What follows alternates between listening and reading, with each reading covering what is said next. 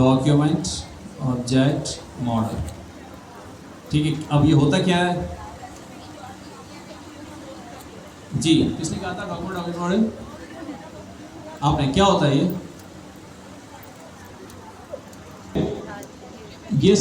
ये आप सब लोगों को पता है। हम क्लास 1 से ये चीज़ देखते हुए आ रहे हैं कि जो ब्राउज़र पे आपको लेआउट नज़र आ रहा होता है वो किस चीज़ से बन रहा होता है? जोर से बोले ना।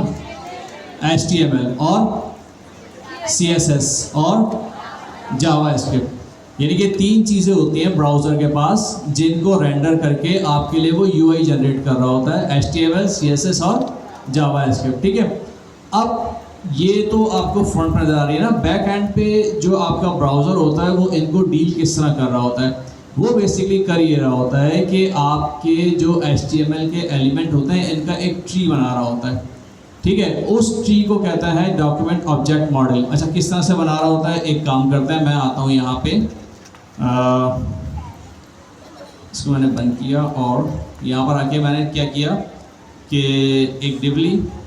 अच्छा, इसको कुछ सेटिंग कर लेते हैं, चल अब सेटिंग बाद में कर लेंगे। अभी मैंने कहा डिव और इसके अंदर मैंने लिया, हम अपनी उस एग्जाम्पल पे आते हैं, हमने लास्ट क्लास में की थी। हमने क्या किया था, उसके अंदर एक डिव लिया था और उसके अंदर हमने लिया था एक काउंटर वैल्यू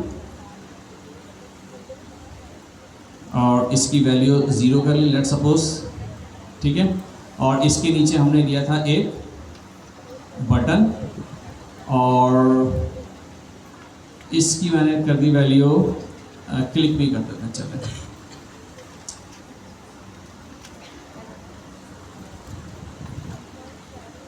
ठीक है।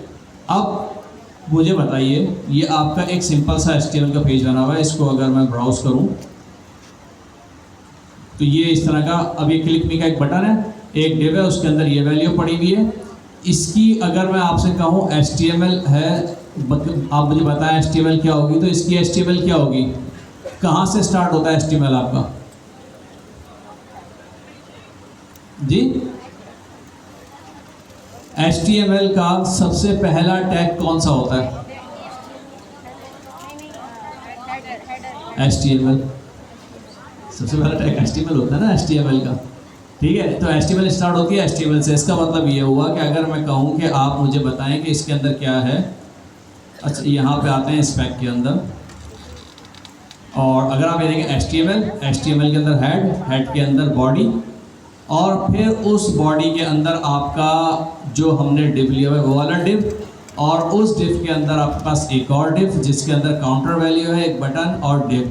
ठीक है, तो आपका जो ब्राउज़र है वो इसको किस तरह से देख रहा होता है? वो इस तरह से देख रहा होता है। पहले मैं बॉक्स बना लेता हूँ, फिर उसके बाद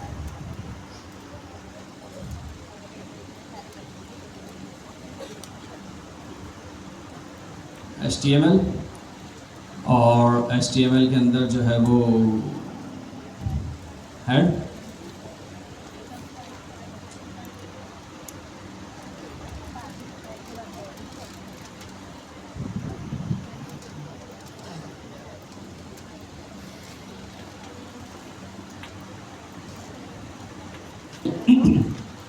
और थोड़ा बड़ा कर लेते हैं इनको, तो क्या पड़ रहा है? HTML हेड बॉडी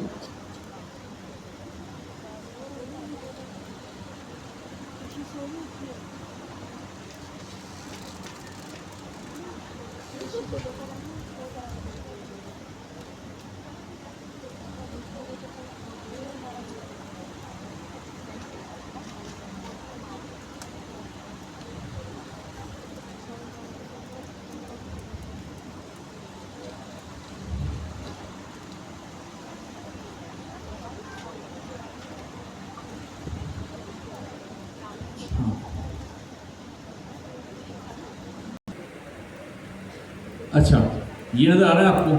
ठीक है, ये जो है एक ट्री है बेसिकली। अब तो खैर पता नहीं, पहले जो लोग होते थे ना वो ख़ानदान का एक मैप होता था जिसको शिजरा बोलते थे।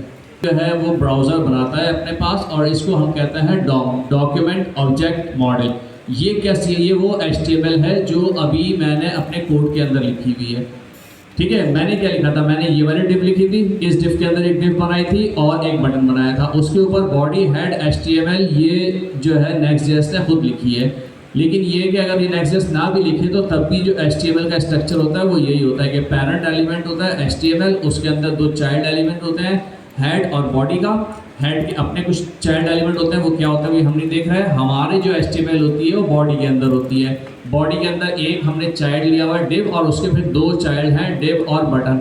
इस तरीके से हमारा जो है ट्री बनता है। इसको हम कहते हैं डॉक्यूमेंट ऑब्जेक्ट मॉडल। ठीक है, तो एक काम करते हैं, मैं जो हूँ वो इसको थोड़ा सा लाइव कर देते हैं, यानी कि इसका मैं क्लास नेम और इसका मैंने कह दिया BG Blue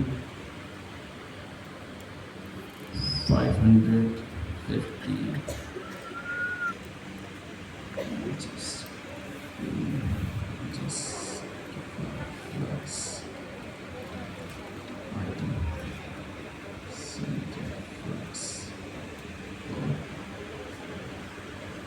और इसके अंदर एक डिव लिया हुआ है, इसका मैंने नाम लिख दिया क्लास नेम, और इसका टेक्स्ट वाइट और टेक्स्ट टू एक्सेल।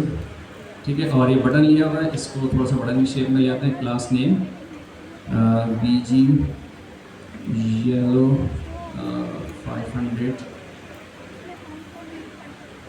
कर देते हैं। इसको हम कर देते हैं राउंडेड फुल। ये 2 एक्सेल कर देते हैं राउंडेड। PX हमने 6 कर दिया, PY 2 कर दिया, और ठीक है काफ़ी है। देखते हैं इसका व्यू किस तरह का बन रहा है।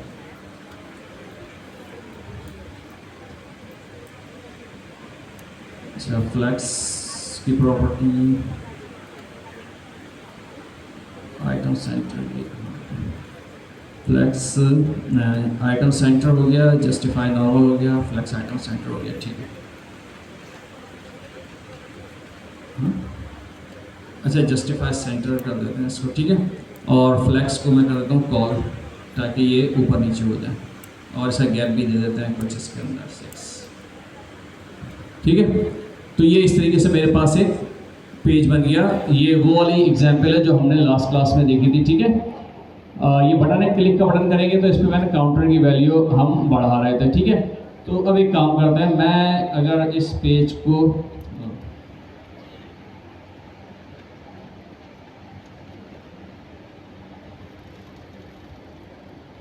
कुछ कह रहे हैं, हाँ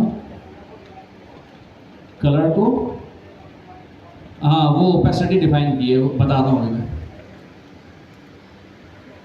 ठीक है, अच्छा ये वो पेज है हमारे पास जो अभी हमने बनाया है। ठीक है, अच्छा इसके अंदर क्या चीज़ें हैं, अब इसको अगर मैं देखूँ, थोड़ा सा छोटा कर लेता हूँ ताकि मुझे नज़र आए।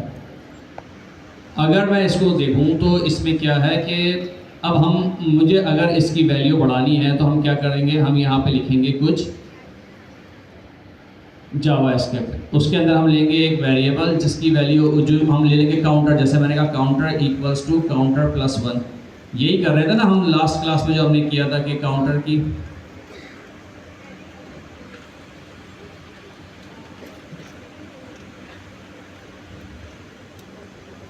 ठीक है, तो ये कब हो रहा था काम, जब ये क्लिक का बटन जो है वो क्लिक हो रहा था।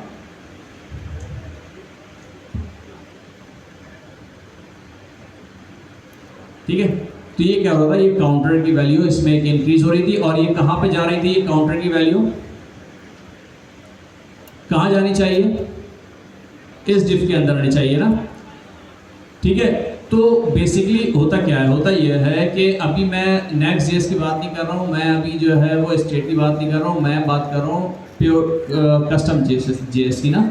अगर ये चीज़ मैंने अचीव करनी हो कस्टम JS के अंदर तो हम किस तरह करेंगे, ऑफ कोर्स हम यहाँ पे लेंगे एक ऑन क्लिक का बटन, और उसके ऊपर मैं क्या लगा दूंगा, हैंडल क्लिक। ठीक है, ये फंक्शन बना दूंगा, और मैं कहूँगा जब ये फंक्शन इंक्रीज पे क्लिक हो तो क्या हो, इसके अंदर एक काम करते हैं, मैं एक वैल्यू ले लेता हूँ, लेट काउंटर इक्वल टू 0, और मैं कहता हूँ जैसे ही इस पर क्लिक हो तो ये क्या करे, काउंटर की वैल्यू एक ऐड कर दे।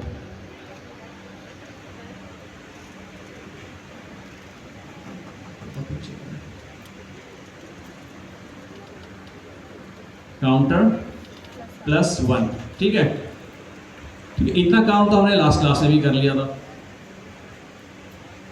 अच्छा, एक काम करते हैं, क्योंकि ये हम क्लाइंट कंपोनेंट बना रहे हैं, इसकी वजह ये है कि हमारे पास हमने ऑन क्लिक का यूज़ किया था, हम क्या करते हैं क्लाइंट कंपोनेंट बना लेंगे, ठीक है।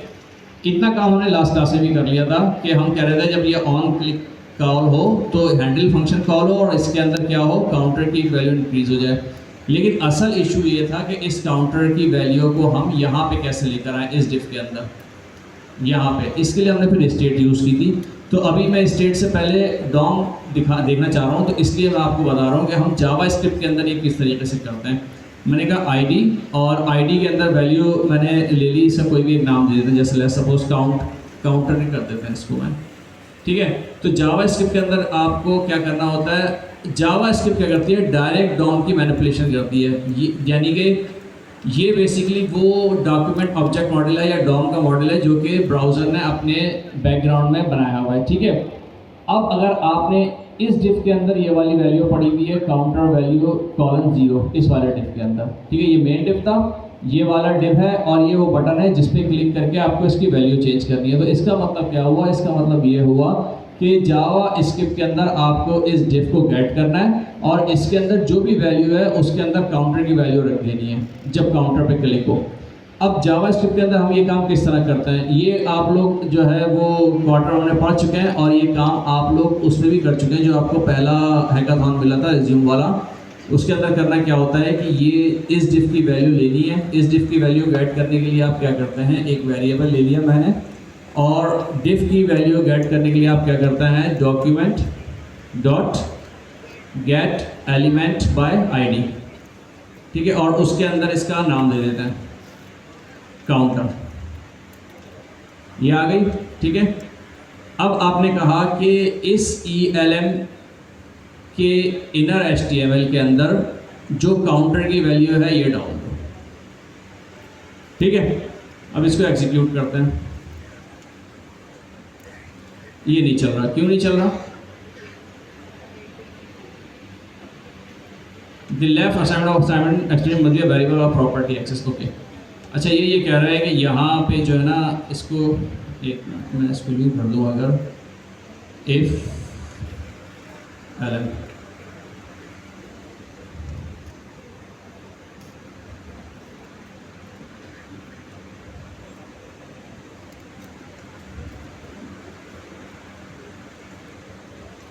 ठीक है। अच्छा, ये आप इसको इस तरह भी कर सकते हैं कि पूरी वही वैल्यू आप चाह रहे ना देना जो यहाँ पर आ रही है इसके अंदर, तो मैंने हो गया, ठीक है। अब ये काम मैं क्या कर रहा हूँ, डायरेक्ट मैं जावा स्क्रिप्ट को मैनिपुलेट कर रहा हूँ, जावा स्क्रिप्ट के थ्रू डॉम को मैनिपुलेट कर रहा हूँ डायरेक्ट। यानी कि जो मेरी HTML का डॉम था, मैंने कहा उस डॉम के अंदर जो वैल्यू है उस वैल्यू को जाके मैं चेंज कर रहा हूँ, ठीक है। ये होता था हमारे पास जावा स्क्रिप्ट के अंदर। अच्छा, अब ये चीज़ें मुझे मिल कहाँ से रही हैं, अब आप कहेंगे कि ये आपको डॉक्यूमेंट कहाँ से मिल रहा है। तो आप अगर ब्राउज़र में आते हैं और ब्राउज़र में आके आपने जो है वो लेट सपोज, चलिए इसी को देख लेते हैं। इसका मैंने इंस्पेक्ट एलिमेंट ऑन करता हूँ, ठीक है। आप यहाँ पे जाएं कंसोल में, और कंसोल में जाके आप लिखें विंडो, ठीक है। ये देखें विंडो के अंदर इसने क्या दिया है। अच्छा, ये विंडो बेसिकली ये क्या है, ये सारे ऑब्जेक्ट हैं जावा स्क्रिप्ट के, जो जावा स्क्रिप्ट को ये ब्राउज़र मतलब ब्राउज़र के एलिमेंट हैं सारे। तो ये जो पूरी आपके पास इसकी नज़र आ रही है, इसको ये विंडो होता है। इस विंडो के अंदर जो ये आपका HTML है ये डॉक्यूमेंट होता है। उस डॉक्यूमेंट के अंदर आपके जो है वो HTML के डॉम्स होते हैं, ठीक है। तो जैसे ही आपने विंडो लिखा तो विंडो के अंदर आपके पास ये देखें, ये आ रहा है डॉक्यूमेंट। इसको मैं खोलता हूँ, यहाँ पर आया मैं, ये रहा, ये वो डॉक्यूमेंट का ऑब्जेक्ट है जो अभी मैंने यूज़ किया है। मैंने कहा है ये जो मेरा डॉक्यूमेंट है, इस डॉक्यूमेंट के अंदर एक एलिमेंट है जिसकी ID काउंटर है। ये देखें यहाँ पे आपको कहीं ना कहीं आ रहा होगा, ये बॉडी है, ठीक है। बॉडी के अंदर जो है आपके पास एलिमेंट है, क्लास नेम, यहाँ ये सारी चीज़ें यहाँ से आ रही होती है। ये देखें इनर HTML ये आ रहा, inner HTML inner text counter value click मी, और ये इसको मैंने बेसिकली चेंज करना था। तो मैंने क्या किया, डायरेक्ट जावास्क्रिप्ट के अंदर आया, मैं लिखा काउंटर की जो भी वैल्यू है वो उठाओ और इस एलिमेंट के HTML के अंदर डाल दो। ये काम मैं कर रहा था डायरेक्ट जावास्क्रिप्ट के अंदर। मैं डॉम मैनिपुलेशन कर रहा हूँ। क्या कर रहा हूँ मैं ये कर रहा हूँ कि जैसे ही इस बटन पे क्लिक हो रहा है इस डिफ की वैल्यू चेंज कर दो, जैसे ही बटन पे क्लिक हो इस डिफ की वैल्यू चेंज कर दो। एक जावास्क्रिप्ट का मैंने फंक्शन बनाया हुआ है, बटन पे क्लिक होता है वो जावास्क्रिप्ट का फंक्शन कॉल होता है और डायरेक्ट डॉम में जाके उसको मैनिपुलेट कर देता है। ठीक है, क्योंकि ब्राउज़र जो है वो बेसिकली इस तरह का उसने स्ट्रक्चर अपने पास बना के एक रखा हुआ है। ये फिजिकल स्ट्रक्चर है जो ब्राउज़र के पास मौजूद है HTML का। आपकी जो भी आपने HTML लिखी है, जो भी आपका वेबसाइट है, जो भी आपका वेब पेज है, उस वेब पेज की ये डॉम का ऑब्जेक्ट जो होता है वो आपके ब्राउज़र के पास फिजिकली मौजूद होता है ट्री स्ट्रक्चर के अंदर, ताकि जब आप जावास्क्रिप्ट के थ्रू एक्सेस करें तो आपको ये पता होना चाहिए कि आप कौन से एलिमेंट को एक्सेस करना चाह रहे हैं। ठीक है, तो अच्छा अब इसके अंदर क्या इशू है। इसके अंदर मैंने एक काम किया, मैंने किया कि मैंने जो है वो मैंने कहा अभी तो एक ये जो आपका पेज था, मैंने कहा ये एक जगह पे वैल्यू चेंज हो रही है ना, मैंने कहा एक काम करता हूँ मैं जो हूँ वो 2 कर लेता हूँ। यानी कि मैं चाह रहा हूँ जब भी बटन क्लिक हो ना तो इन दोनों की वैल्यू चेंज हो। अब इसमें आपको करना क्या होगा, इसमें आपने करना ये होगा कि अब इसका वैल्यू अब जाहिर बात है एक आईडी के 2 एलिमेंट तो हो नहीं सकते। इसका मतलब है आपको, चले एक काम करते हैं, मैं अभी इसको ऐसे एग्जीक्यूट करता हूँ ऐसे ही, मैं कोई चेंज किए बगैर। तो ये देखें ये सिर्फ इसी को चेंज कर रहा है क्योंकि उसने आईडी से जब उठाया ना तो जो पहला उसको एलिमेंट मिला, क्योंकि इन दोनों की आईडी एक ही है, काउंटर और काउंटर। तो यहाँ पे आपने कहा हुआ है कि वो वाला एलिमेंट उठाओ जिसकी आईडी काउंटर है। ठीक है, तो उसने क्या किया, पहला वाला उठा लिया। अब आपको अगर दूसरा भी चाहिए तो इसका मतलब है आपको इसकी वैल्यू चेंज करें और फिर यही सारा काम आप दोबारा करें। इसके लिए ये हाँ बना सकते हैं, मैं कुछ और बताना चाह रहा हूँ। ठीक है, तो यहाँ पे इसकी वैल्यू काउंटर 1 हो गई और फिर अब आपने ये चेक दोबारा लगाना है इसके ऊपर, क्योंकि अब आपने क्या करा, आपने दूसरा वाला जो एलिमेंट था उसको पिक कर लिया और उसके अंदर जाके उसकी वैल्यू भी आपने चेंज कर दी। ठीक है, अब ये दोनों चेंज, इसका मतलब ये हुआ कि अब आपने इस वैल्यू की, इस वेरिएबल को जिस जगह भी यूज़ करना है अपने पेज के ऊपर, वहाँ पे आपको उसको गेट करना होगा और फिर जाके उसकी वैल्यू चेंज करनी होगी। ठीक है, अच्छा ये था प्योर डॉम वाला कॉन्सेप्ट जो कि जावास्क्रिप्ट और HTML आपको प्रोवाइड करती है। अब रिएक्ट ने क्या किया, रिएक्ट एक कॉन्सेप्ट लेकर आया। उसने कहा कि मैं जो हूँ वो डायरेक्ट डॉम को चेंज नहीं करूँगा। ये जो रिएक्ट का फ्रेमवर्क था या रिएक्ट की लाइब्रेरी है, उसने ये कॉन्सेप्ट दिया। उसने कहा कि हम डायरेक्ट डॉम को चेंज नहीं करेंगे।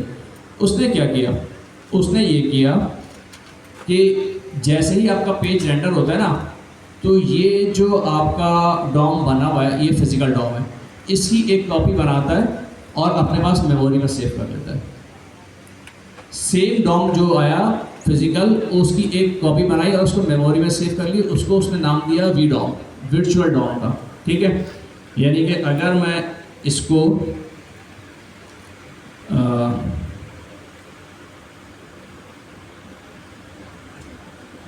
कॉपी कर लूँ और इसको मैंने नाम दे दिया VDOM, ठीक है, या वर्चुअल डॉम। सेम कॉपी बनाई उसने रिएक्ट ने। ठीक है, जैसे ही आपका पेज रेंडर होता है फर्स्ट टाइम, जो उसकी एक्चुअल डॉम होती है उसका कॉपी बना लेता है, मेमोरी में सेव कर लेता है अपने पास और उसको कहता है वर्चुअल डॉम। अब क्या होता है, अब आप जो भी चेंज करते हैं ना नेक्स्ट.js के अंदर या रिएक्ट के अंदर, वो डायरेक्ट डॉम में चेंज नहीं होता, वो चेंज होता है वर्चुअल डॉम में। ठीक है, फिर वर्चुअल डॉम, फिर रिएक्ट क्या करता है, जो भी चीज़ वर्चुअल डॉम में चेंज हुई भी होती है उसको वो एक्चुअल डॉम में कॉपी कर देता है पीछे से, मतलब बैक एंड पे चल रहा होता है और पीछे से वो कॉपी कर देता है अपना एक्चुअल डॉम के अंदर। ठीक है, अच्छा इसका फ़ायदा क्या होता है, इसका फ़ायदा ये होता है कि एक तो आपको इसमें स्टेट मैनेजमेंट मिल जाती है। ठीक है, जो हमने लास्ट क्लास में देखी थी। अच्छा इसकी देखें, मैं आपको एक एग्जांपल व्हाट्सएप मेरे पास पड़ी हुई है, मैं दिखाता हूँ इमेजेस आपको। मैंने ये लास्ट क्लास का जो असाइनमेंट क्लास का कोड शेयर किया था, उसके अंदर मैंने इसके लिंक भी शेयर किए थे, और अगर आप लोगों ने वो देखे हो तो